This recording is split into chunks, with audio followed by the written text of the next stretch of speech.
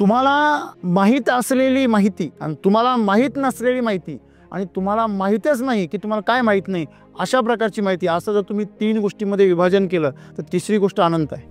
सद्गुरू असं म्हणता की आम्ही लहानपणापासून नकारात्मक वृत्तीच्या संदर्भामध्ये जो विचार करतो की आम्ही पॉझिटिव्ह असायला पाहिजे, प्रत्येक गोष्टीच्या बाबतीमध्ये आम्ही सकारात्मक असायला पाहिजे, परंतु मला माहीत नाही हे स्वीकारण्याच्या बाबतीमध्ये आम्ही गडबड करतो. एखाद्याला एखादी गोष्ट माहीत नसणं याविषयी त्याला अपमानास्पद वाटतं. मग अपमानास्पद वाटण्याचं कारण काय आहे? कारण मला सगळं माहीत असायला पाहिजे किंवा जे माहीत असण्यायोग्य आहे ते माझ्याकडे असलं पाहिजे.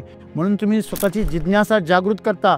तुमची जिज्ञासा सतत ज्ञानाची आणि माहितीची भुकेलेली असते. ही भुकेलेली असली पाहिजे की ती तृप्त झाली पाहिजे. ही एकमेव अशी गोष्ट आहे जी अतृप्त राहिली पाहिजे. ज्ञानाच्या बाबतीमध्ये तुम्ही जोपर्यंत सत्यापर्यंत पोहोचत नाही तोपर्यंत तुम्ही अतृप्त राहिले पाहिजे. यशापर्यंत जोपर्यंत तुम्ही पोहोचत नाही तोपर्यंत तुम्ही मेहनतीच्या बाबतीमध्ये अतृप्त राहिले पाहिजे. तुम्ही यशाच्या शिखरावर गेल्यानंतर तुम्ही तृप्त झाले तर चालेल, त्यातून मुक्त व्हा.